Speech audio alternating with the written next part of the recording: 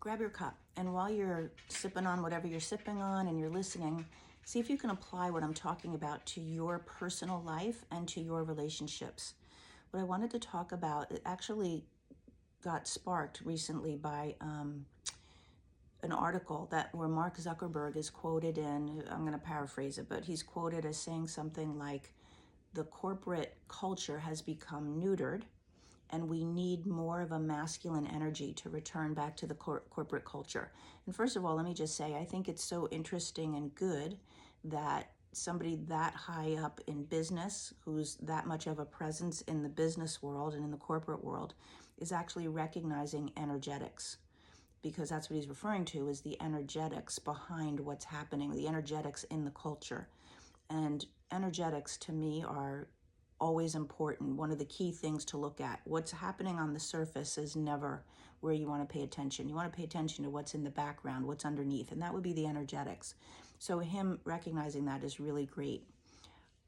In addition to corporate culture, we have masculine and feminine energetics in our individual families, in our relationships between people, and in ourself and how we move and operate in our life. And that's where I want you to think about today.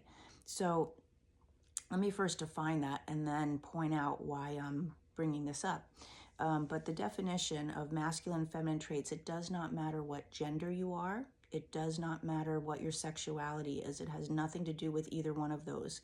These are just traits that are defined in particular as masculine or feminine, and we all have them. We all have both sides, right? How balanced you are in using your masculine and your feminine is a really big piece of how your life is feeling.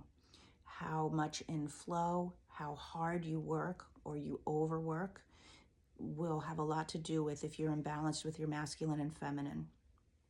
And then also the dynamics between one person and another have a lot to do with how they are personally balanced, and then when they're not balanced, when we're not in balance with our masculine and feminine, we call that wounded. So if you're wounded masculine or wounded feminine, how that shows up. So I'm gonna give you examples of all of that. So examples of masculine traits are problem solving, thinking logistically, controlling the outcomes, working hard, anything that you're doing, the doingness of life, where you're using your body and you're in action, that's a masculine trait. Feminine traits are things like intuition, trust, allowing the flow of things to happen without having to control the outcome, right? Creativity. As women, we are the portals, the creators of life, right? And we actually create a new human being. So creativity is a feminine trait.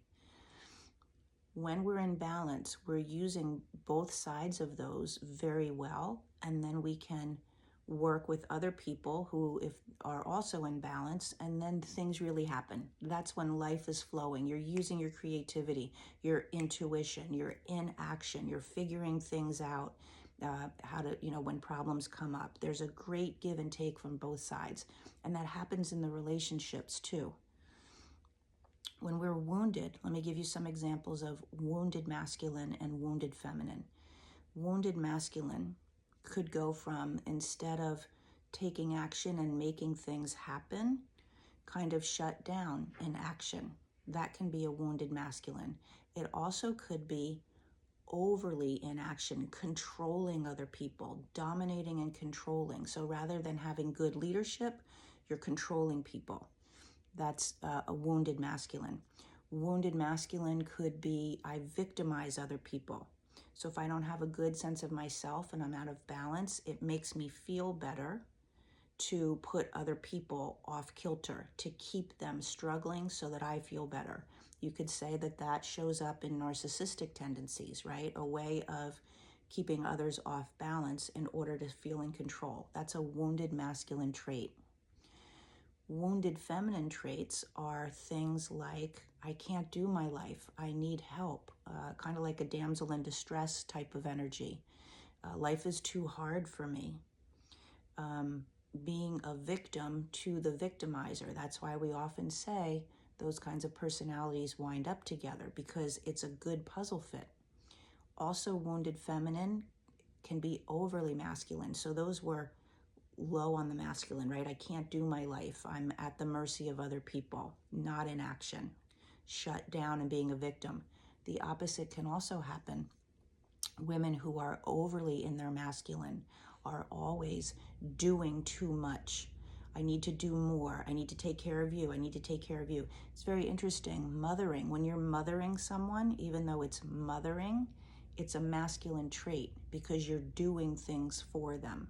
So it's the doingness versus the beingness. You can be nurturing by how you listen to people, by how you accept people, and that's being in your feminine without doing it for them. Let me go make that happen. Let me take care of you by keeping your life going. So overly masculine women, and that's often what I end up seeing in a lot of my clients who are so exhausted and burned out because they're doing all of the things. And why are they doing that, right? What's in the background as to why we do that? That's what we uncover and get into. It's not always the same for everybody. But being overly in your masculine, not tapped into your feminine, not only has you exhausted and burned out, but it also has you showing up in the world like with walls up, walls around your emotions, because feminine traits are allowing emotions to be expressed and to move through. So walls could be up, not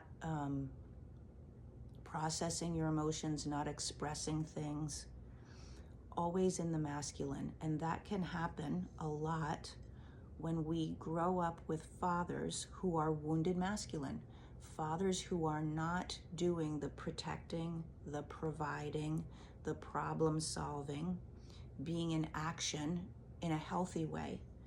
Because being a balanced masculine means having the space for emotions. It means recognizing the value of the feminine side in yourself and in the person that you're with. So a wounded masculine dad is not keeping the space in the household safe, provided for, protected, and allowing the mom, I'm just using dad and mom as traditional roles, but not allowing the mom to be in her feminine, allowing her to create and nurture and feel safe. She's having to work really hard. When daughters grow up in those households in particular, I'm sure there's other scenarios that would also make a difference, but in that scenario, they become overly in their masculine. And they've gotten the message, I have to do this myself. It's always up to me. I can't rely on other people. And they continue to do that in their marriage relationships, which can become a big problem because it wounds their partner even more. They probably connect with a wounded masculine. And then the woundedness from both people keeps showing up in that dynamic. So healing whatever your wounds are energetically in the traits that you're showing up, in your ability to work and be in action appropriately, but also to take your walls down, trust yourself, express yourself authentically, and allow flow. When you can do that, then you can share your life with someone else who also is in balance. And that's when really good dynamics show up. So I hope that you were thinking about yourself. Where do I have some woundedness in my traits? Where do I allow that to show up in my relationship? Am I in a relationship with someone who is also wounded? And how are we feeding each other's dynamic?